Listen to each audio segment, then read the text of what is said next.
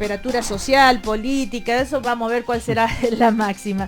Ya estamos listos para comenzar nuestro primer café de hoy, el café de las nuevas generaciones, con Diego Calderón, que es el presidente de la Juventud de la Democracia Cristiana, con Sebastián de Polo, presidente de Revolución Democrática. Hola, buenos días. Y María Jesús Gulf, socióloga y directora del área de servicio público de la Fundación Jaime Guzmán. ¿Cómo te va, María Jesús? Muy bien, muy bien. Hola a todos. Bueno, nos acompaña como cada mañana la Universidad Alberto Hurtado. El 87% de los profesores de la Universidad Alberto Hurtado tienen posgrados y son voces reconocidas en el debate público, porque contribuir al conocimiento humanista es su sello. Anda a conocerlos a la Feria de Postulación 2017 en la Universidad Alberto Hurtado. Bienvenidos a Pensar, Universidad Alberto Hurtado, acreditada por 5 años en las 5 áreas. Antes de ir al tema de la educación, que es el tema que vamos a, ya me imagino, vamos a estar comentando unas palabras sobre la princesa Leia, que los fans lloran a la muerte de la princesa Leia, y yo le preguntaba recién a Diego, ¿estás triste? Por supuesto, a ver, ¿cuál es lo que marcó esta época, esta película, La Guerra de las Estrellas y todo lo que significa la personalidad de ella? Porque es una princesa, nada que ver con los estereotipos, No, yo creo que Star Wars y particularmente entre ellos el personaje de la princesa Leia son íconos del cine, íconos, creo que forman incluso una cultura bien transversal en edad, en generaciones. Recientemente además se estrenó Rogue One, que es una película que yo recomiendo ver, sí, la fui a ver el mismo día. Sí. Yo creo que hay que recomendarla, una tremenda película. De Star Wars y todo? Sí, por supuesto. Ay, bien, yo creo que esto es toda una cultura realmente muy interesante de estudiar, de comprender, y yo creo que eso obviamente marca a mucha gente de distintas generaciones. Era una persona igual joven, tenía 60 años. Sí, murió de un infarto, Así es, y son de esos personajes bien curiosos, porque como que uno, mira la música, la música es imposible no te dan ganas de ver la película, no reconocerla, pero...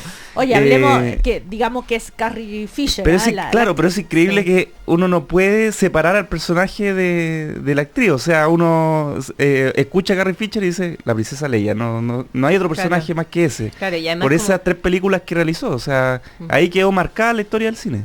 Sí, además tiene como María esta Jesús, combinación de la mujer que es princesa, pero además heroína y está entre los hombres y tiene un rol protagónico, entonces era como muy rebelde. Líder de la rebelde. Bueno, y también es valorable que ella vivió una vida como bien tormentosa y siempre la transparentó. Nunca fue una persona que ocultara sus debilidades. Oye, pero lo penoso... Sí, Sebastián. Yo creo que Carrie Fisher es obviamente un ícono por su personaje de Leia, pero bueno, de verdad su vida también es muy tormentosa, fue difícil. Claro. Ella es hija de un matrimonio muy conocido de Hollywood de los años 50. Y aparte de todo lo que conocemos de Princesa Leia, ella hizo un stand-up comedy que se llama Wishful Drinking. Ella tuvo problemas importantes con el alcohol, con el abuso de droga, pero también salió de eso. Y cuando ahí cuenta en su como relato biográfico, ¿qué es lo que significó también ser princesa Leia, ¿no? O sea, ¿qué significa desde el punto de vista de la carrera de una actriz tener un personaje que te come también como la carrera? Entonces, yo creo que hay una dimensión bien interesante también del espectáculo hollywoodense. Ella era bien contracultura también dentro del mismo establishment de Hollywood.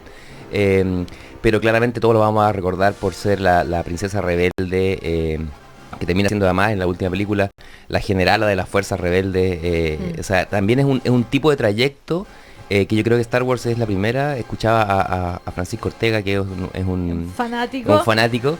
Y él decía, claro, es la primera como película de ficción donde hay un personaje femenino potente, empoderado, poderoso, y que no es un accesorio o solamente está ahí por la tensión emocional o romántica. Entonces yo creo que es una gran lección como de empoderamiento femenino también Princesa Leia. Y todo el mundo la llora, va a llorar a Princesa Leia por años, digamos, ¿no? La lloramos. Claro, ahora Carrie dice, había terminado la filmación del episodio 8 de Star Wars, que se va a estrenar en diciembre del 2017.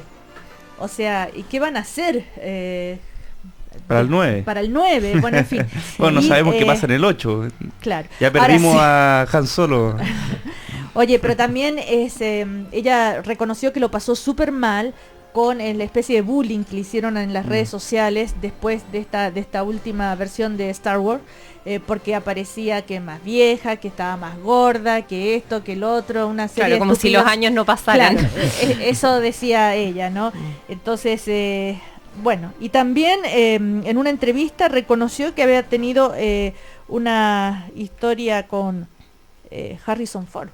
Sí. Bueno, en fin, un breve romance. A mí lo que más me gusta de esta princesa es justamente que es una princesa inteligente, que es una princesa con pensamiento propio, con convicciones, que no es la típica princesita bonita, el personaje ese, ¿no? Así como la caricatura de la mujer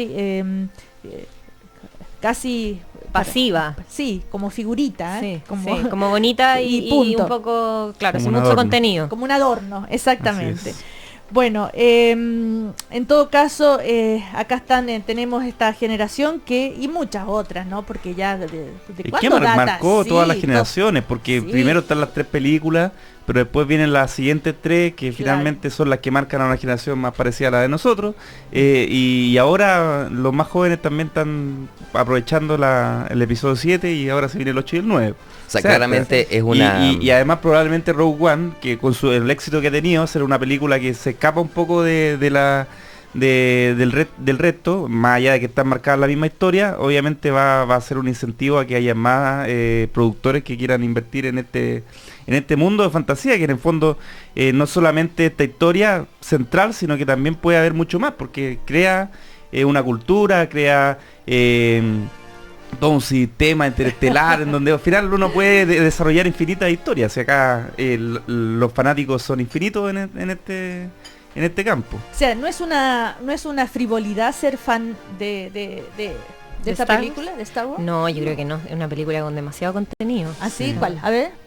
No, todo el tema de la fuerza, o sea, toda la interpretación que hay detrás de eso, el trabajo que hay como entre la lucha del bien y el mal y lo tentador que es el mal, o sea, es súper... Los rebeldes contra el imperio. Sí. A eso le gusta a Sebastián. La república contra el imperio.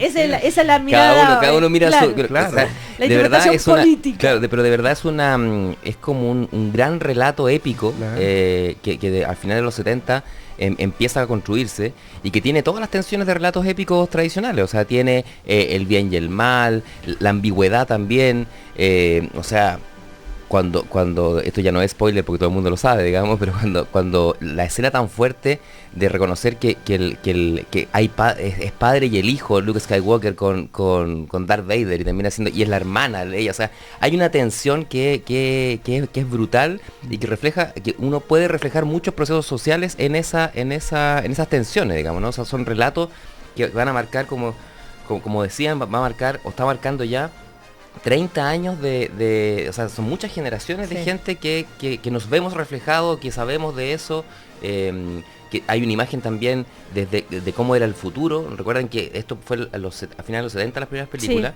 y en los 80 se generó toda una cuestión real que se llamaba la Guerra de las Galaxias, que era como el intento de Estados Unidos y Unión Soviética por controlar el espacio aéreo. O sea, además es como una predicción de un futuro posible, ¿no?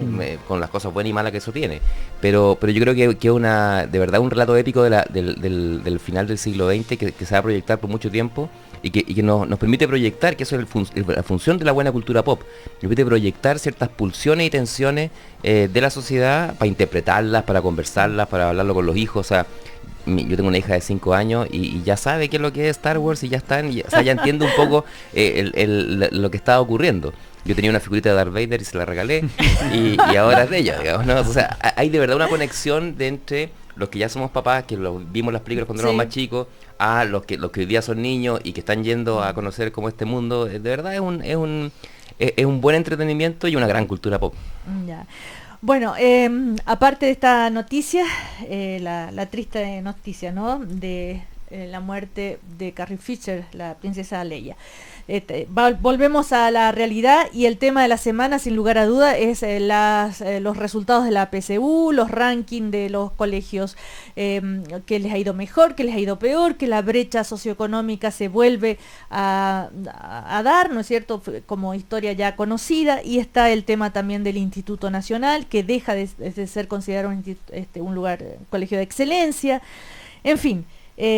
Ustedes, ¿cuál fue la primera lectura, la primera reacción frente a este tema? A ver, Diego Calderón, tú que eres del Instituto Nacional, además, saliste de ahí, institutano. Sí, mira, lo que sale en general de los resultados no es muy distinto a lo que ocurre todos los años. Es la discusión que surge nuevamente por la segregación, por las desigualdades que existen en nuestro país, que son tan evidentes y que no tenemos que perder la capacidad de sorprendernos respecto de ellas. O sea, hay una desigualdad territorial, hay una desigualdad de origen, hay una desigualdad de género, o sea, y eso se expresa en estos rankings que de alguna forma reproducen la realidad, o nos dan una constatación de la realidad. Lo que sí hay una sorpresa y que se está siendo objeto de discusiones, lo que pasa con los llamados liceos emblemáticos. Hay un deterioro que es muy evidente respecto de los promedios de puntaje en estos establecimientos. En el Instituto Nacional, yo veía desde el año 2010 a la fecha, en 6 años, ha bajado prácticamente en 70-80 puntos promedio el puntaje de PSU. Entonces, hay un deterioro en esos establecimientos y que hay que observar. Creo que es multifactorial, no hay solamente un elemento, pero uno de los elementos centrales evidentemente son las constantes y permanentes movilizaciones estudiantiles, que las mismas autoridades académicas de esos establecimientos lo señalan como una de las cuestiones principales. Claro, pero también uno de los puntajes nacionales decía que las movilizaciones estudiantiles habían mejorado, habían sido un aporte para la educación, también depende hay varias interpretaciones al respecto. María Jesús. Mira, yo creo que acá, bueno, siempre uno puede acudir al argumento de que esto es efecto de la segregación, de que en el fondo culpar a los colegios particulares que tuvieron hoy en día resultados muy disímiles a lo que tuvieron en la educación pública.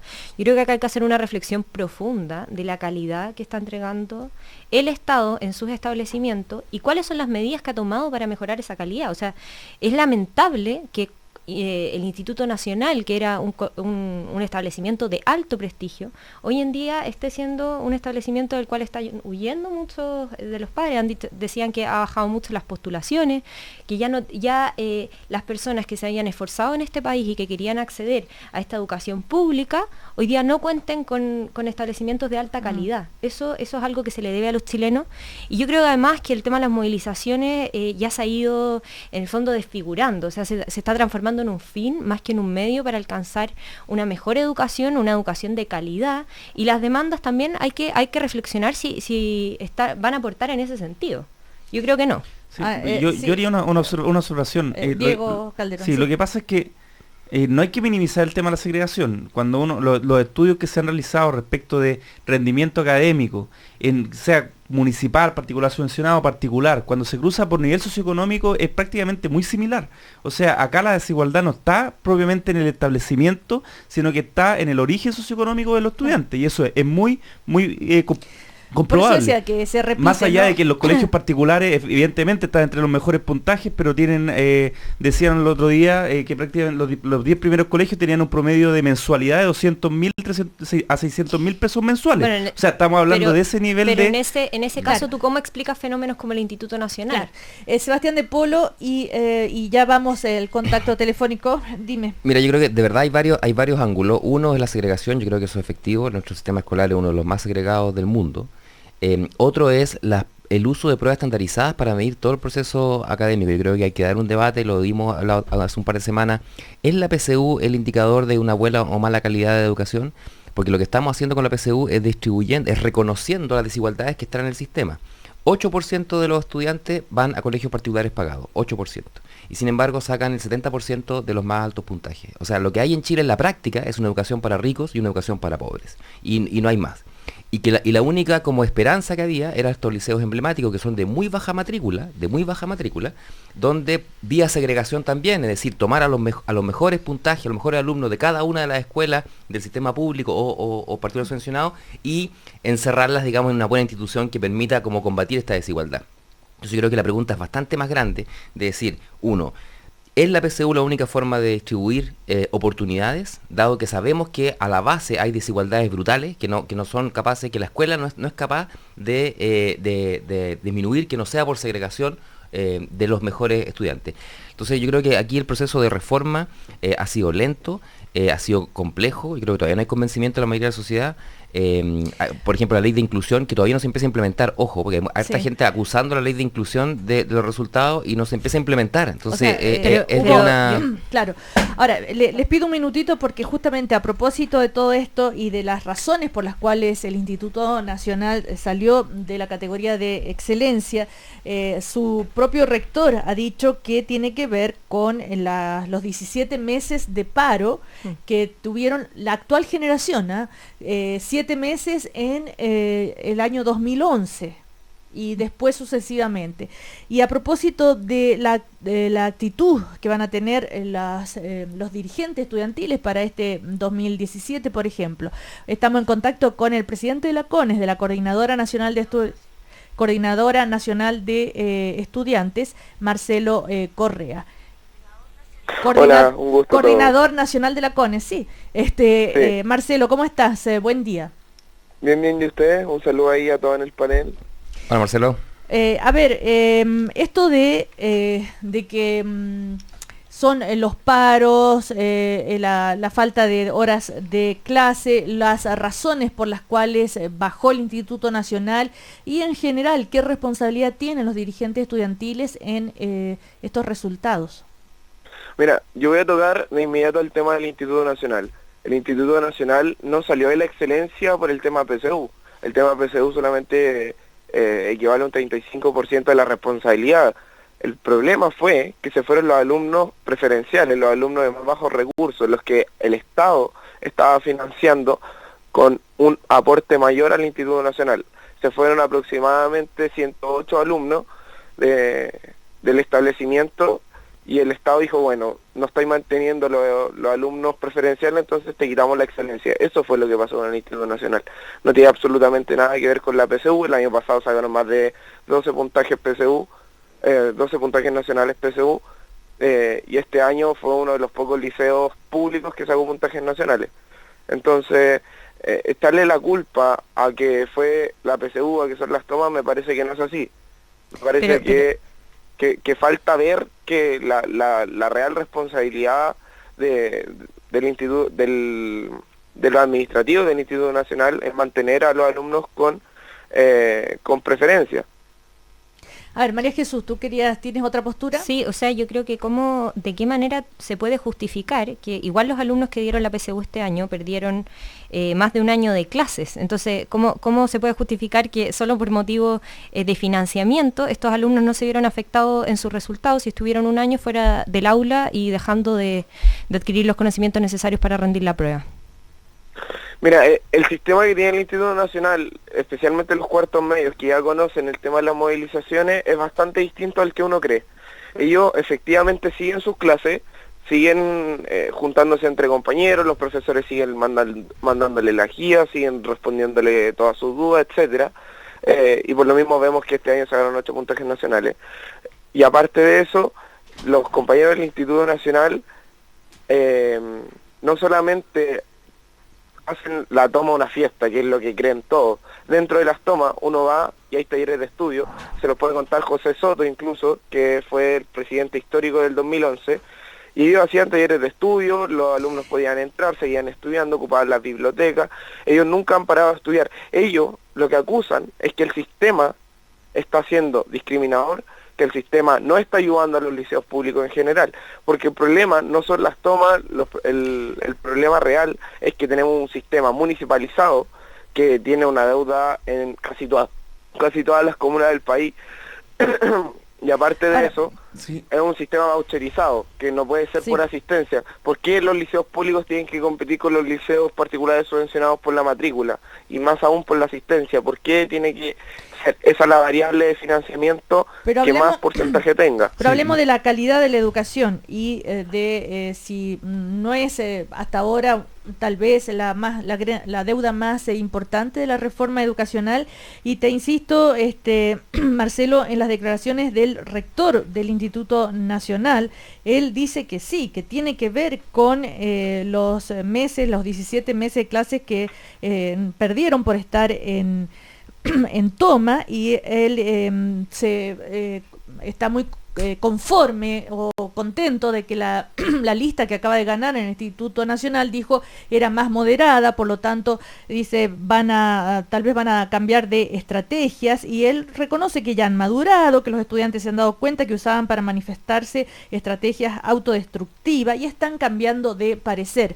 Y es en general el diagnóstico que se ha hecho respecto al Instituto Nacional. Diego Calderón. Sí, lo que pasa, disculpa Marcelo, pero acá es evidente que primero no había una caída de esta magnitud en el resto de los colegios municipales. Aquí hay una caída que se ha acentuado particularmente en el colegio emblemático sobre todo de Santiago, de la comuna de Santiago.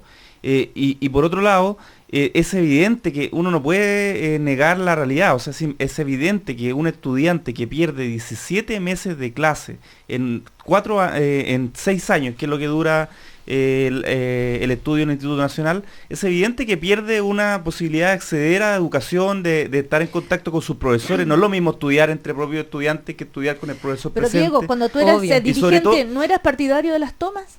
Yo sí era partidario, por supuesto, Bueno, pero yo- lo que pasa, yo cuando- ¿sabes lo que pasa? Es que hay una diferencia, y ahí es donde yo creo que puede reivindicar algo Marcelo, y que creo que sería importante que los dirigentes estudiantiles lo hicieran, que la toma como mecanismo de movilización en la última ratio, en la última medida de movilización. Y lo que pasa, y lo que uno ha visto, es que muchas veces se ha normalizado y es lo primero que se hace. A veces, incluso yo lo he visto en mi universidad, ni siquiera tenemos el petitorio redactado y ya estamos en toma, o ya estamos en paro indefinido. Entonces, Pero, a ¿cómo mí me era en parece el- que entender la movilización como un que- fin. Es como un fin. un fin, efectivamente es un error. Pero Lo que uno ¿cómo tiene era que en el entender es sus 2011? medios y evaluar racionalmente si ese medio es idóneo para conseguir los objetivos que uno pretende en el corto, mediano y largo plazo. Pero en el 2011, que fueron las grandes movilizaciones y que generaron todo esto que se llama la reforma educacional, los paros... Los dirigentes estudiantiles claro. nunca transmitieron este asunto. O sea, María yo, Jesús, a yo ver. me acuerdo del 2011 en la universidad que siempre se generaba esta discusión. Yo decía, considero que está bien que si uno se quiere movilizar por alguna causa lo puede hacer, pero siempre y cuando uno sea responsable. Y especialmente, a mí me parecía completamente contradictorio que estuviéramos hablando de calidad de la educación, impidiéndole a las personas que pudieran educarse. O sea, esa cuestión tiene que ser el último recurso, y yo creo que es tapar el sol con un dedo el creer que estas movilizaciones y los 17 meses de paro que estuvieron los alumnos del Instituto Nacional, no haya generado un efecto. De todas maneras, y hay alumnos responsables que no por mérito del colegio, sino por mérito personal, hoy día obtuvieron puntaje nacional y lograron revertir los malos resultados que le estaba entregando el colegio. A ver, Marcelo, ¿cómo se viene la mano para este 2017, crees tú, en materia de dirigentes estudiantiles, las movilizaciones, la actitud frente a la reforma educacional? Mira, por lo menos nosotros como coordinadora vamos a hacer un plan estratégico. Como nosotros trabajamos con federaciones en distintas regiones del país, vamos a hacer que esas presiones, que las federaciones presionen en sus respectivas regiones a los candidatos a diputados, que se comprometan a firmar que van a apoyar las causas del movimiento estudiantil, las propuestas, etcétera. Y más o menos ese va a ser nuestro 2017, va a ser un 2017 que va a estar marcado por las parlamentarias y las presidenciales. Sabemos que la cantidad de movilización va a bajar con respecto a este año, no va a haber un super 21 de mayo como fue este año, sino que va a ser un año mucho más regular, mucho más bajo. ¿Pero por qué? Porque vamos a estar presionando ahí a lo político. Por lo menos nosotros como coordinadora y dentro de los liceos municipales vamos a intentar mostrar a la ciudadanía que el problema no es un problema solamente de calidad, que no es un problema de las tomas, etcétera, sino que es un problema estructural que viene a ser largo año. El año pasado la matrícula de la educación pública estaba en un 39%, hoy día está en un 32%, y antes, hace 10 años, ya venía en baja, estaba en un 40 y tanto, mientras que en 1973 estaba por sobre el 78%. O sea, yo creo que el problema es la municipalización, es la voucherización, y eso no lo estamos tomando en cuenta. Sí, yo creo y que, por último, Sebastián de Polo. sí, yo creo que uno no puede separar como el fenómeno de lo que está ocurriendo hoy día en los liceos, o que ha ocurrido estos 4 años, de la discusión de reforma en la que estamos inmersos. Y parte importante es que los estudiantes se siguen movilizando, o sea, vamos a la raíz, está bien. Yo otra vez se lo he dicho, estoy de acuerdo que muchas veces hay tomas porque sí, antes de tener un petitorio. Eso efectivamente no es una buena estrategia política para conseguir los objetivos.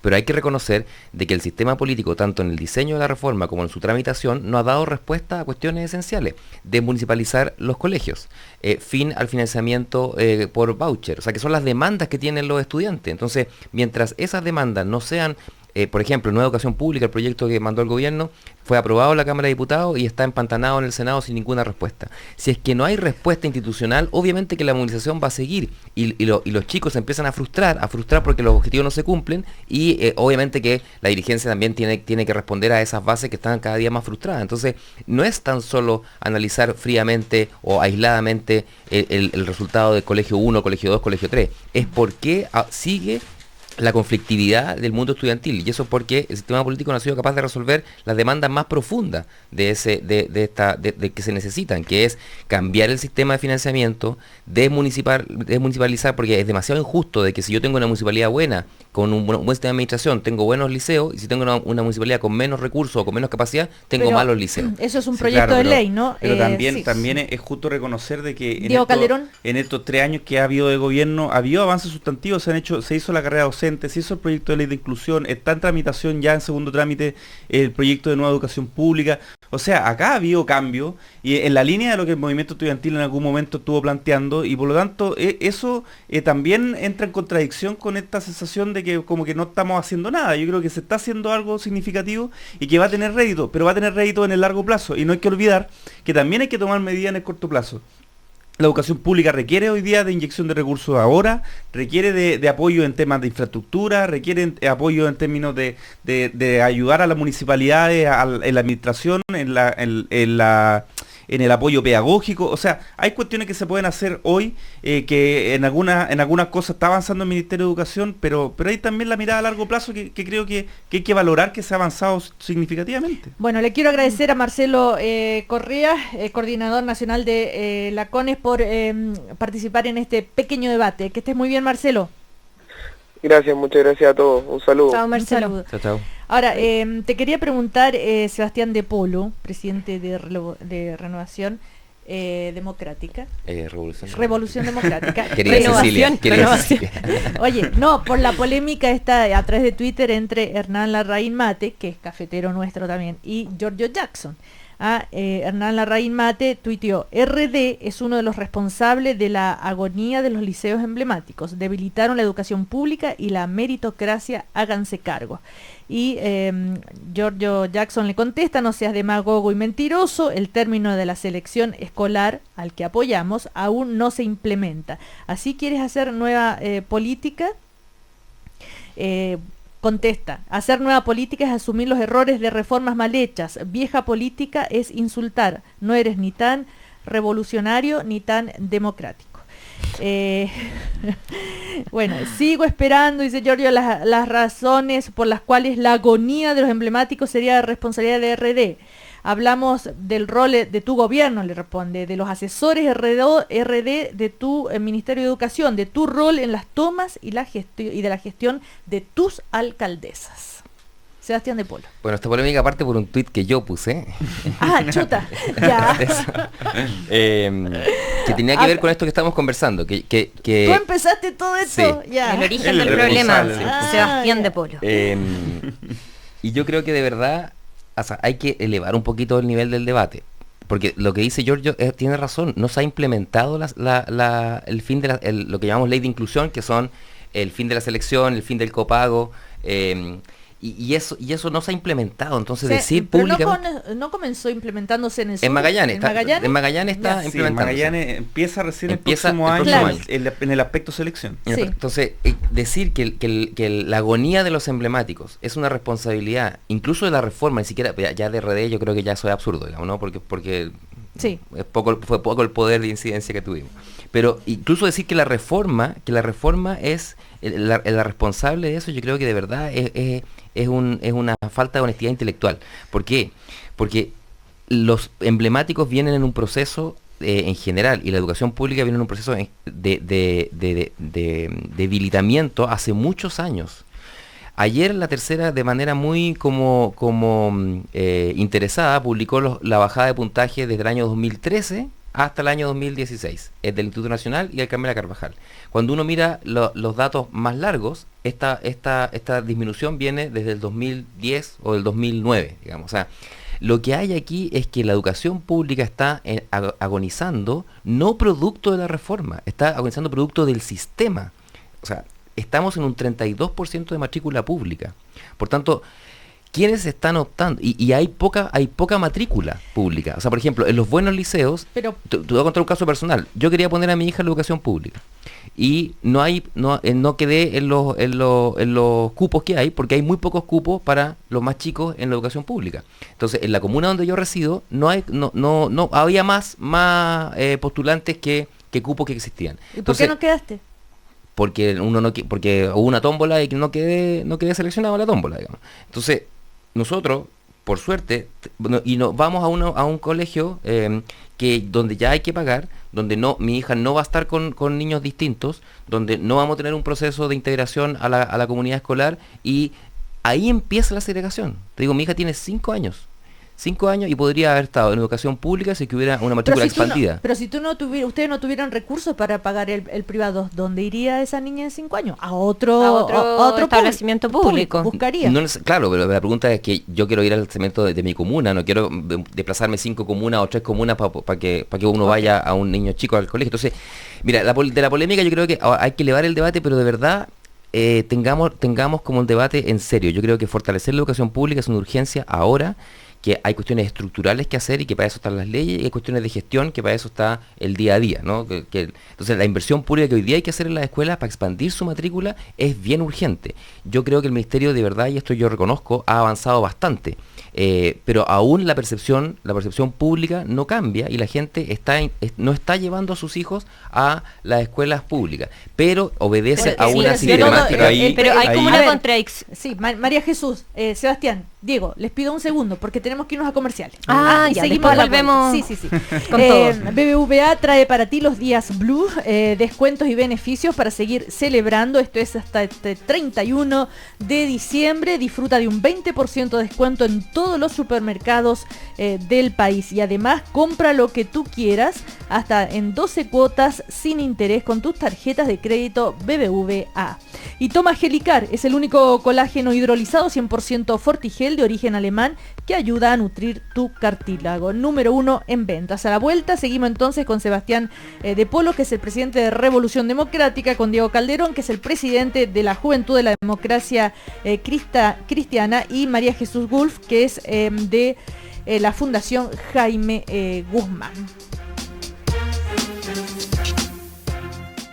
¡Qué rico huele! Oye, pero tanta comida. Sí, es que aproveché los días Blue de BBVA y compré de todo en el súper. Así que para el año nuevo invité a mis amigos de la universidad, a los del colegio, y vienen también tus amigos del gimnasio, tu jefe, los vecinos, mi mamá. Sigue celebrando con los días Blue de tus tarjetas de crédito BBVA. Desde el 28 al 31 de diciembre, disfruta de un 20% de descuento en todos los supermercados del país y mucho más. Conoce este y otros beneficios en bbva.cl. Tope de evolución 20,000 pesos. Infórmese sobre la garantía estatal de los depósitos en su banco o en sbif.cl.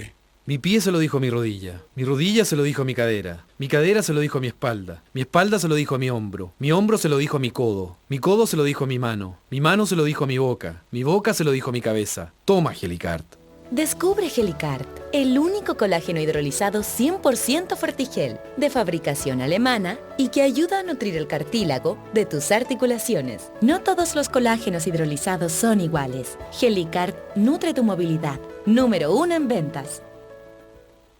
Las becas de excelencia académica y socioeconómicas permiten que jóvenes con talento puedan acceder a la educación superior. Hoy, 8 de cada 10 estudiantes de la Universidad Alberto Hurtado estudian una carrera de pregrado gracias al sistema de becas. Bienvenido a Pensar. Universidad Alberto Hurtado, acreditada por 5 años en las 5 áreas, adscrita a la gratuidad y parte del Sistema Único de Admisión. Desde la oficina a las mejores vacaciones. Desde tu depa a un cumpleaños inolvidable. Desde tu casa a la final de un campeonato que atesorarás por siempre. Desde tu departamento de soltero a la vida que quieres compartir. O desde la casita de muñecas a su primer día de colegio.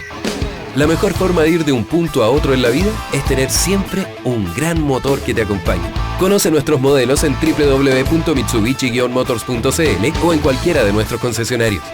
Mitsubishi. Ya chicos, falta poco para que empiece la venta especial de GMO. Ayúdenme con la cuenta regresiva. 5, 4, 3, 2, 1. ¡Feliz Antojos Nuevos! La venta especial de GMO es una razón más para celebrar en diciembre, porque cuando el año se va, los descuentos llegan. Ven a GMO y obtén un 50% de descuento en tu segundo par de anteojos de sol para ver y verte bien. En GMO, amamos tus ojos. Descuento aplica en unidad de menor valor, válido del 26 de diciembre de 2016 al 2 de enero de 2017. Más información en gmo.cl. Los especialistas Duoc-UC destacan. Estudia en el único instituto profesional acreditado por 7 años y adherido a la gratuidad 2017. Postula en duoc.cl. Chile necesita especialistas. Duoc-UC los forma. Dura mucho más, hasta 10 veces más. Duracell, Duracell. Compra Duracell si tú quieres ahorrar. Duracell, Duracell. No existen mejores pilas que las pilas alcalinas. Dura mucho más, ahorra mucho más. Duracell, Duracell. Sabemos que cuando piensas en la All New Chevrolet Silverado, piensas en fuerza, capacidad y tecnología al 100%. Pero ahora también vas a pensar en su 0% de interés. Así es, porque aun cuando los beneficios que trae tu Silverado desde siempre son lo suficientemente atractivos, hoy su plan de financiamiento la hace más atractiva que nunca. Solicita tu test drive en Chevrolet.cl o en toda la red Chevrolet. Chevrolet, find new roads. Cámara Chilena de la Construcción. 65 años aportando al desarrollo del país. 24 grados. 24 grados en Santiago. Soy Sergio Torretti, presidente de la Cámara Chilena de la Construcción, y quiero invitarlos a liderar la seguridad laboral en sus empresas. Necesitamos trabajar todos unidos y coordinados para resguardar la seguridad en nuestras obras. Para esto, los invito a involucrar a sus trabajadores en el desafío de 0 accidentes fatales. Porque construir seguridad es obra de todos. Cámara Chilena de la Construcción. 65 años aportando al desarrollo del país.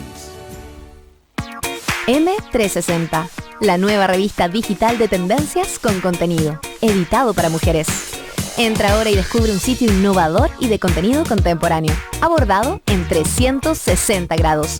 Moda y estilo, belleza, sexo y pareja, vivir bien, lifestyle, cultura, do it yourself, videos, tutoriales y más. M360, inteligente y sofisticada, entretenida. Entra y descubre más en www.m360.cl, editado para mujeres. Cooperativa. 22 minutos para las 10. 22 minutos para las 10. Seguimos ejercitando la buena costumbre de opinar. El primer café continúa. Una nueva mañana en Cooperativa. Continúa el primer café, acompañado de nuestros auspiciadores. Toma Gelicar, único colágeno hidrolizado 100% Fortigel de origen alemán que ayuda a nutrir tu cartílago, número 1 en ventas. Y BBVA trae para ti los días Blue, descuentos y beneficios para seguir celebrando. Hasta este 31 de diciembre disfruta de un 20% de descuento en todos los supermercados del país. Y además, compra lo que tú quieras hasta 12 cuotas sin interés con tus tarjetas de crédito BBVA. Seguimos entonces en nuestro primer café de hoy con María Jesús Gulf. Bien, Wolf. De la Fundación Jaime Guzmán, Diego Calderón, que es el presidente de la Juventud de la Democracia Cristiana, y Sebastián de Polo, que es el presidente de Revolución Democrática. Nos fuimos a comerciales con las palabras que tenía que hablar María Jesús y Diego también. Y Diego sobre también para ir cerrando el tema de el tema educación, ¿no? Bueno, sí, yo quería volver un poco sobre las palabras que está diciendo Sebastián. Yo creo que acá hay mucho, ha habido desde el 2006 ya en la discusión educacional una idolatría, por decirlo así, al rol que tiene el Estado, cuando el Estado en realidad ha demostrado que los colegios que administra no lo hace necesariamente bien, o los colegios públicos en general no están teniendo buena educación, y que además ¿quién nos dice que el Estado lo va a administrar mejor en un proceso de desmunicipalización? Eso yo creo que es fundamental cuestionárselo. Después lo otro, que se habla mucho de la segregación. Aquí, a mí lo que me preocupa es que no se habla de calidad. La segregación que se ha instalado también en el discurso por el efecto PAR, que es un efecto que se partió midiendo en Estados Unidos, que también es muy cuestionado, que se dice este tema no se sabe bien si realmente existe, si no existe. O sea, nos estamos basando en evidencia que los expertos cuestionan muchísimo. Entonces, no hay que considerarlo como una ley. Y creo que es fundamental volver a retomar la calidad de los profesores, una cuestión que está totalmente ausente, la calidad de la educación inicial, que se ha demostrado, a diferencia del efecto PAR, que sí generan calidad en la educación y que ese es el foco principal. Hoy día los padres, claro, están sacando a sus hijos de la educación pública. ¿Por qué? Porque ven mucha inestabilidad, porque ven que se van a toma, que se van a paro, que efectivamente no están recibiendo buena calidad, como lo vimos con los resultados de la PSU. Entonces hay que ser críticos de eso. Creo que es irresponsable no hacerlo. Pero todas las familias que les gustaría sacar, por esas razones que tú dices, María Jesús, a sus hijos de la educación pública, ¿pueden realmente hacerlo? ¿Tienen los recursos para pagar? No, acá si podemos hablar del tema del financiamiento, ningún problema, pero no hemos centrado mucho en quién es el dueño, cuando en realidad el dueño puede ser privado perfectamente, la sociedad civil participar y dar una buena educación de calidad y con eso darle un mejor futuro a los niños de Chile. Yo creo que ese es el principal foco que se ha dejado de lado, que se ha ideologizado mucho esta discusión y que además hemos visto los resultados de esta, que al final es mala educación para los colegios públicos y eso es una paradoja que no podemos aceptar. Diego Calderón. Sí, yo quiero aquí, mira, primero una observación preliminar. Yo creo que si uno puede criticar algo respecto al proceso de reforma educacional y se ha planteado desde el primer minuto, que creo que se invirtió el orden de los factores, y yo creo que se debió haber comenzado con la educación pública, con la carrera docente, más que con la ley de inclusión. Eso fue una decisión política del Ministerio de Educación, que fue respaldada en su momento por RD desde el Ministerio y desde fuera del Ministerio, y yo creo que eso fue una mala decisión. Yo creo que lo mejor debimos haber partido poniendo el énfasis donde había que ponerlo, que era la educación pública. Ahora, en la discusión que plantea María Jesús, yo creo que acá nadie puede sostener en la educación, si uno ve los resultados, sobre todo cuando los cruza por nivel socioeconómico, que aquí los privados lo hacen bien y lo público lo hace mal. Eso no es así. Los resultados son bastante similares, la desigualdad viene dada por otros factores y sobre todo cuando uno agrega que esa segregación se produce por el copago. ¿Sí? Eso es lo que produce la segregación. La capacidad de pago. Por la capacidad de pago, porque uno puede decir, ojalá, bueno, los privados dan buena educación, bueno, efectivamente dan buena educación, pero se están pagando entre 200.000 y 600.000 pesos de mensualidad. ¿Quién puede pagar eso en Chile? O sea, una elite muy pequeña de chilenos puede pagar ese nivel de recursos mensualmente, prácticamente un arancel universitario. Entonces a mí me parece que hay que sacar un poco los mitos de este sistema. Acá lo que hemos generado son colegios para ricos, colegios para clase media, colegios para pobres, y eso no tiene un efecto solamente en la calidad de la educación, que uno puede discutir el efecto PAR. Yo admito que esa discusión existe en el mundo académico. Yo lo que digo es que calidad es mucho más amplio el concepto. También es como nosotros formamos ciudadanos, como formamos ciudadanía. Y uno va generando una sociedad mucho más menos comunitaria cuando separa a las personas que vienen de orígenes distintos. Y creo que el sistema educacional no se puede o no puede estar en función de esos intereses. Ahora, pero volvamos a poner las cosas en claro. Ustedes acaban de decir que o Sebastián lo dijo, que la reforma educacional todavía no tiene efecto en los resultados que estamos discutiendo. Entonces, ¿por qué pone en la discusión la reforma con estos resultados. ¿Por qué se le adjudica a la reforma educacional los resultados actuales? O de cómo está funcionando la educación actualmente y cuándo vamos a comenzar a ver los resultados de esta reforma educacional. No, yo creo que María efectivamente uno no puede atribuirle a la reforma que todavía no se implementa los resultados actuales. Lo que uno ve es que existe en el fondo, en los argumentos detrás de esta reforma, hay cuestiones que son absolutos, que son altamente cuestionables y que además nos enfocan en lo prioritario, que es la calidad de la educación de los niños. Pero tú crees entonces, María Jesús, que si la reforma, que esta reforma va a todavía empeorar estos resultados que estamos analizando yo creo que yo creo que no se está enfocando en lo fundamental. Pero ¿cuáles son las razones de lo que está pasando ahora, que no tiene nada que ver con la reforma entonces, puesto que la reforma todavía no está implementada totalmente, ni se le puede adjudicar estos resultados? Entonces, ¿cuáles son las razones de los resultados de hoy en día? Bueno, yo creo que efectivamente el tema de la calidad no ha sido una preocupación del gobierno. O sea, se ha dejado de lado, no se han preocupado de cómo mejoramos los profesores, cómo mejoramos la educación inicial, cómo reforzamos la labor que tienen los directores, los equipos administrativos en los colegios. Pero eso es desde el 2014 en adelante. En el fondo nuestra historia de Chile carga con esto. Con esto, se han hecho distintas medidas, pero es una responsabilidad que todavía no se asume totalmente. ¿De todos los gobiernos? Mejorar. No de todo, o sea, todos los gobiernos han hecho algunos esfuerzos. Yo creo que el gobierno de Michelle Bachelet no ha hecho, por sus prioridades, esfuerzos justificables, esfuerzos que sean apreciables. Alguno que podamos recordar del gobierno de Sebastián Piñera, que sería bueno, yo creo que fue que los liceos bicentenarios que hizo el presidente Sebastián Piñera fue una medida muy positiva. O sea, nosotros, si el Instituto Nacional, ya que estábamos hablando sobre él, era una oportunidad, o sea, aquí hay personas que estudiaron en el instituto que pudieron acceder a diferentes oportunidades. Qué positivo que hubiera más institutos nacionales en Chile para darle la oportunidad a esos niños. O sea, yo creo que es fundamental volver a centrar la discusión sobre este punto, cosa yo quiero discutir Diego eso porque Calderón. Yo creo que la solución al problema educacional no puede verse de la perspectiva de que en cada comuna o en cada región pongamos un colegio que sea de excelencia y llevemos ahí a los mejores. Yo creo que es bien reduccionista creer que esa es la solución. Los liceos bicentenarios son una medida, dado que la educación en Chile se demora largas décadas en mejorar, porque es efectivamente así. Claro. Los liceos bicentenarios eran una ventana, una oportunidad para niños que hoy día no estaban accediendo a educación de calidad, para que pudieran efectivamente acceder a la universidad, etcétera. Esa medida a mí me parece que entre no darle la oportunidad a esos niños y dársela, es mucho más positivo dársela. Está bien, pero lo que uno está preocupado acá, no solamente respecto de niños en particular, yo creo que aquí uno tiene que tener un poquito la mirada más amplia y ver que uno lo que quiere es mejorar en general el sistema, que todos los niños en Chile, particularmente los que van a la educación pública, mejoren su calidad. Bueno, ¿cuál es la respuesta para ello? ¿Cuál es la respuesta que dio el gobierno de Sebastián Piñera para ello? Yo no vi respuesta ni en eso, ni en el programa de la candidata Evelyn Matei. No había una respuesta. Y si uno ve en particular, por ejemplo, una de las medidas más críticas del gobierno de entonces, cuando era ministro Joaquín Lavín, que fue ponerle verde, amarillo y rojo a los colegios y discriminarlo por su nivel en el CIMSE. O sea, ese tipo de segregación. ¿Y qué me dices de la beca vocación de profesor, por ejemplo? Eso es una buena medida. Bueno, entonces sí se hizo. ¿Qué ha hecho la presidenta? ¿Qué ha hecho este gobierno?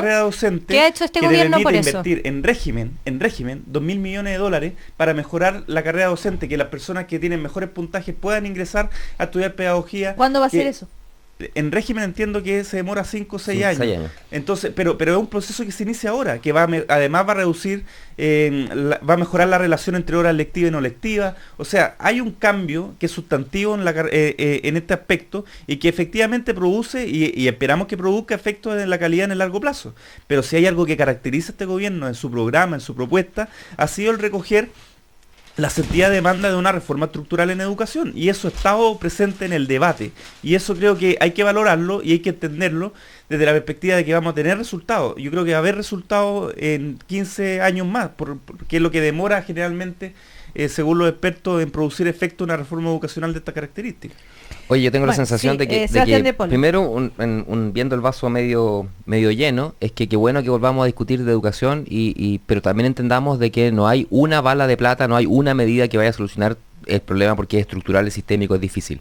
Pero qué bueno que volvamos a tener este debate para que se apure la discusión. Ahora, yo creo que los malos resultados de verdad es producto del conflicto que ha existido en la sociedad chilena por el tema de educación en los últimos 10 años.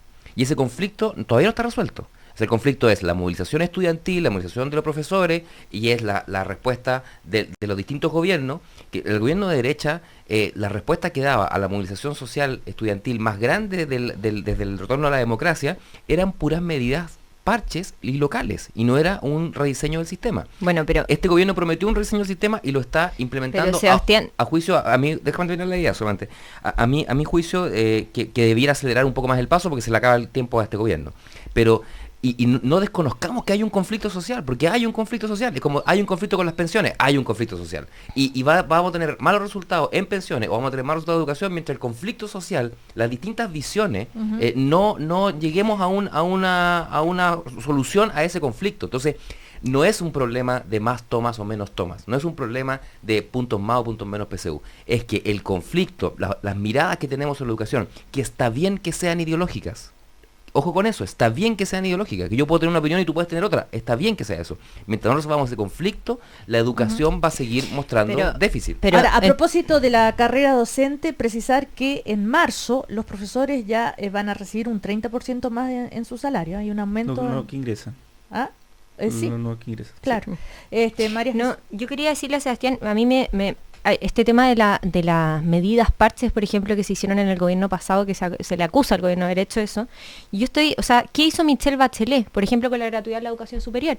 O sea, gratuidad por glosa presupuestaria, y no sé si han visto las cifras de desfinanciamiento que tienen hoy día las universidades por la gratuidad de la educación superior. O sea, por ejemplo, Universidad Diego Portales, son 4.945.537. No, miren, la cifra es para hacerlo más simple, por alumno beneficiado es 1.362.782 pesos de déficit. O sea, lo que hizo este gobierno fue prometer una gratuidad que al final tiene desfinanciadas a las mejores universidades del país. Eso es una medida parche, a mí me parece. O sea, y al final, con lo que el sistema anterior, por lo menos las universidades estaban funcionando. Hoy día van a tener que dejar de contratar profesores de alta calidad, van a tener que dejar de invertir en infraestructura. Eso al final es la destrucción. Yo creo que es una caricatura. Eso, no, 30% de los costos de publicidad y marketing. Esa es la destrucción, yo creo, más grave de la educación en Chile. O sea, yo me alegro que hoy día yo veo la contrapartida desde el punto de vista de los estudiantes, me alegro que 200.000 estudiantes hoy día vayan a salir de sus carreras sin estar endeudados por 20 años. A mí me parece que hay un cambio que es sustantivo, que es desde la perspectiva de una mirada, de ver la educación como un derecho social, y que estamos avanzando en esa línea, que nos gustaría que esto fuera un proyecto de ley que esté aprobado, ojalá, antes del término de este gobierno y no por una glosa, por supuesto, ojalá terminemos este gobierno con un proyecto de ley que regule el marco del financiamiento. ¿Por qué tuvo que ser por glosa? Bueno, tuvo que ser por glosa porque todavía no hay acuerdo sustantivo y suficiente para sacar adelante la ley. Y por eso estamos en un segundo año por glosa. Yo creo que espero que no haya un tercero y que podamos sacar este proyecto, y en eso ojalá la derecha también colabore en el Congreso. Lo que uno espera y lo que uno tiene que defender en esto es que acá hay un modelo en educación superior, que ya es otra discusión, más allá de la que estábamos insertos ahora, que es una discusión respecto del modelo también, de regulaciones, de cómo como un sistema que no da fe a la ciudadanía respecto de que funciona, de que es capaz de garantizar calidad, de que es capaz de asegurar que el estudiante que ingresa a ella va a poder estudiar y trabajar en lo que... va a poder trabajar en lo que estudió. O sea, hay un problema de fe pública que tenemos que resolver a través de regulaciones, a través de financiamiento, y creo que eso es lo que también la gente demandaba. Y ese conflicto que dice Sebastián es un conflicto real, y este gobierno se propuso darle una respuesta. Ha habido descontento, evidentemente, esto es una reforma que genera y toca aspectos muy sensibles de la sociedad, pero yo creo que En el largo plazo esto va a ser muy bien valorado y yo creo que la gente va a terminar optando el próximo año por una opción que le permita continuar con este proceso de transformaciones, porque hay gente que también está descontenta y hay mucha gente que también está descontenta porque esperaba que también las reformas fueran mucho más allá de lo que fueron, o sea, hay descontento en ambos sentidos. Yo estoy en ese grupo, digamos. Sebastián de Polo, ¿tú crees que se ha avanzado poco, que debería ser más estructural todavía? Sí, yo creo que el cambio al sistema educativo es una discusión larga. Hay que hacerla de manera profunda. Nosotros venimos saliendo o tratando de salir de un sistema altamente dominado por el mercado en toda su dimensión.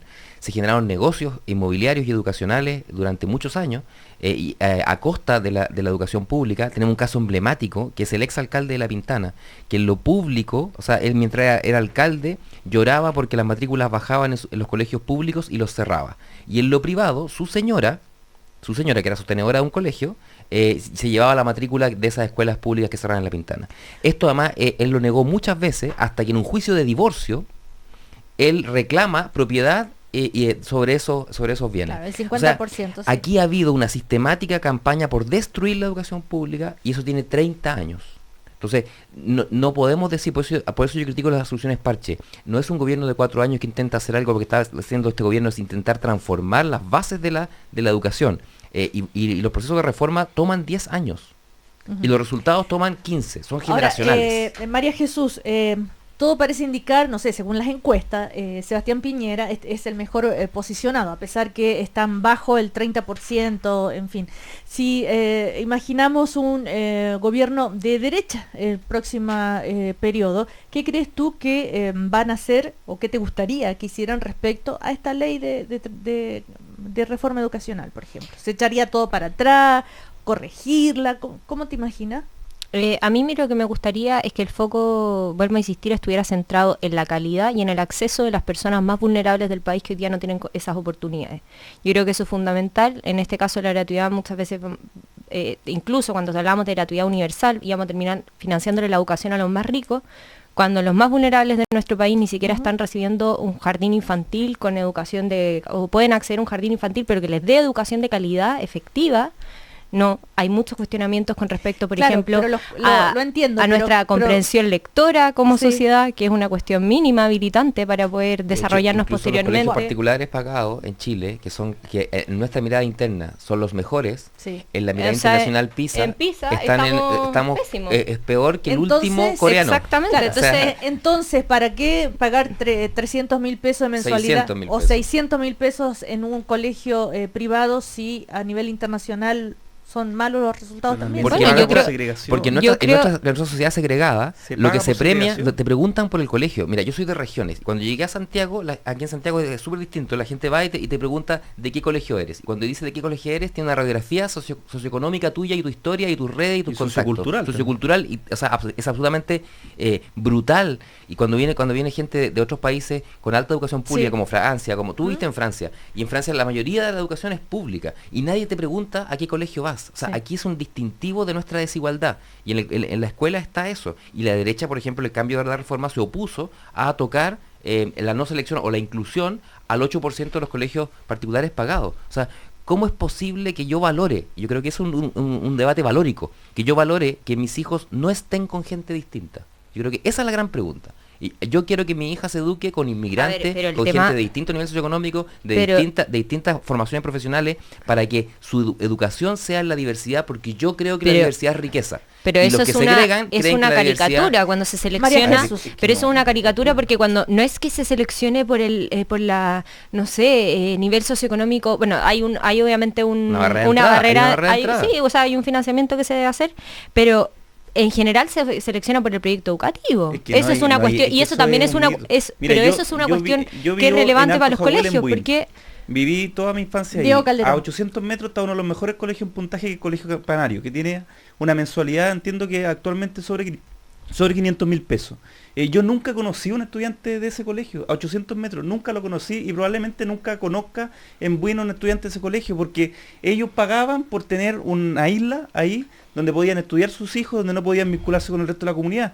Hay gente que uno se topa en los locales de votación, o sea, no existe otra parte donde no pueda compartir con ciudadanos de otro nivel socioeconómico. Yo creo que es bastante, o sea, mal pensado creer que padres que están apostando por la educación de su hijo y que están haciendo un esfuerzo por financiarle ese colegio quieran generar una isla que se distancie del resto de las personas. Son colegios homogéneos. Si uno le pregunta a la gente, yo le preguntaba a mi padre cuando él estudió en el liceo público de Alto Jaguel, él decía, yo estudié con el hijo del patrón, yo estudié con el hijo del empresario de la zona, o sea, pero por ejemplo, tú estás en contra de que exista un colegio para deportistas, de niños que son deportistas, que los padres quieren que su hijo se dediquen a... ¿Por qué es distinto? ¿Por qué es distinto? Y hay niños que son todos iguales, yo te puedo decir que es súper homogéneo, porque son niños con talento deportivo, que dejan de lado al tipo que nunca hizo deporte en el colegio. ¿Por qué ahí no sería selectivo ese colegio? El talento para el deporte, el talento para la música, con la plata que tú tienes para pagar los 600, 700 mil pesos mensuales. Bueno, y para eso, o sea, obviamente todavía falta... talentos con la capacidad económica, esa es una confusión. Yo creo que falta financiar, yo creo que es muy necesario aumentar el financiamiento de las personas que más lo necesitan. Y también ese era el objetivo que tenía el voucher, es, bueno, yo te financio una parte, obviamente falta mucho por avanzar, yo te financio una parte y tú como padre tienes el derecho a escoger al colegio de tu hijo y que exista diversidad de proyectos educativos. Pero ¿qué es lo que vemos? Que hoy día hay un discurso completamente contrario a eso, a que los padres puedan escoger. Al final es una tómbola la que va a definir a dónde tiene que ir ese niño. No hay diversidad de proyecto educativo y la educación solo se entiende en base al dueño, a lo estatal, cuando perfectamente la sociedad civil tiene un rol en la participación de la educación de todos los niños de Chile. Yo creo que la expectativa de uno construir una sociedad integrada. Yo creo que la expectativa de uno construir una sociedad integrada donde haya ciudadanos, donde compartan, donde se conozcan, donde se puedan integrar visiones distintas. Cuando hay una sociedad segregada, separada, donde uno no se conoce, evidentemente eso es caldo para ahí se generan conflictos sociales y estamos entrando a un clima de conflictos sociales porque la gente no se conoce, porque la gente no comparte, porque la gente desconfía del otro. Por lo tanto, a mí me parece que cambiar ese modo de vivir, de cultura individualista que existió en nuestro país, es un tema central y que nos diferencia evidentemente de otras posiciones políticas. Bueno, nos hacen la precisión respecto a esto de que los de las universidades que por el tema de la gratuidad están teniendo problemas económicos, que nadie ha dicho que van a echar profesores, que por favor no digamos eso. Pero obviamente si se te reduce el presupuesto, eso afecta en las decisiones que tú tomas para poder contratar mejores profesores, para poder invertir en infraestructura. Claro, pero obviamente universidades en déficit toman ese tipo de medidas. No es algo que ellos hayan anunciado. Obviamente, obviamente. Sebastián de Polo, María Jesús Gulf, Diego Calderón, muchísimas gracias. Feliz año nuevo. Que lo pasen muy bien. Que les vaya muy bien. Que la fuerza. Que disfruten. Con nuestro auditorio. Ya, chao. El primer café en Cooperativa.